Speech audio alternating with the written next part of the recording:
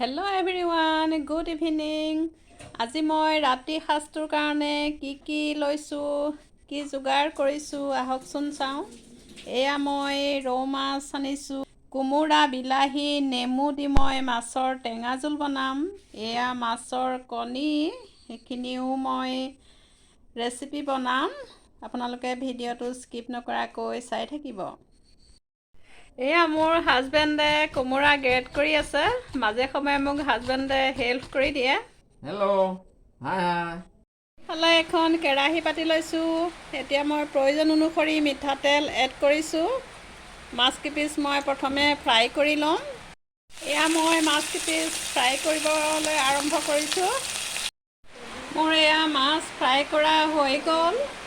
এতিয়া মই ৰৈ যোৱা তেলখিনিতে মেথি গুটি এড কৰি দিছোঁ। মই কাটি লোৱা বিলাহীখিনি এড কৰি দিছোঁ।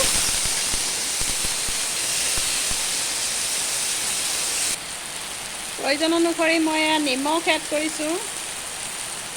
প্ৰয়োজন অনুসৰি মই হালধি গুড়ি এড কৰিছোঁ। এতিয়া মই বিলাহীখিনি গলি যোৱালৈকে এইদৰে কিছু সময় ভাজি ল'ব লাগিব।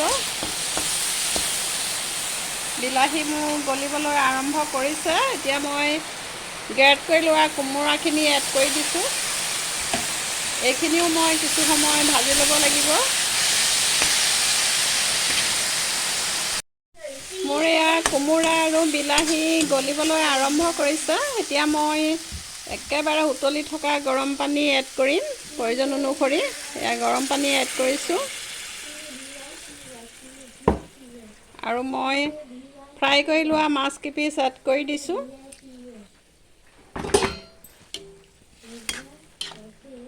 এটা উতল অহাৰ পিছতহে মই নেমু এড কৰিম।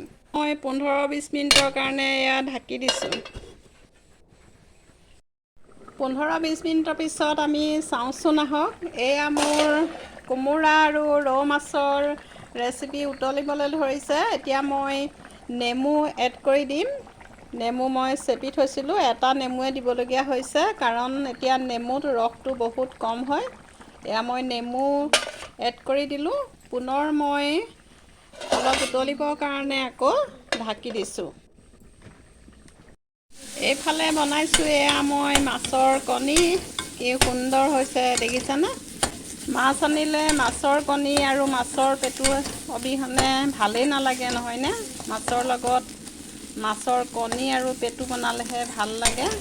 মোৰ এয়া ৰৌ মাছৰ লগত কোমোৰা, বিলাহী আৰু নেমু দি বনোৱা ৰেচিপি ৰেডি হৈ গ'ল। দেখিছেনে কি সুন্দৰ কালাৰ হৈছে চাওকচোন। নেমু দি বনোৱা টেঙা টেষ্টি ৰৌ মাছৰ জোল। আপোনালোকৰ যদি এই ভিডিঅ'টো ভাল লাগিছে তেনেহ'লে লাইক কৰিব, কমেণ্ট কৰিব, শ্বেয়াৰ কৰিব আৰু ছাবস্ক্ৰাইব কৰিব। আৰু কাষতে থকা বেল আইকনটো প্ৰেছ কৰি দিব, যাতে মোৰ আহিবলগীয়া ভিডিঅ' ন'টিফিকেশ্যনসমূহ আপোনালোকে লগে লগেই পায়। পুনৰ এটি নতুন ভিডিঅ'ত লগ পোৱাৰ প্ৰতিশ্ৰুতিৰে আজি ইমানতে আপোনালোকৰ পৰা বিদায় লৈছোঁ। Bye bye.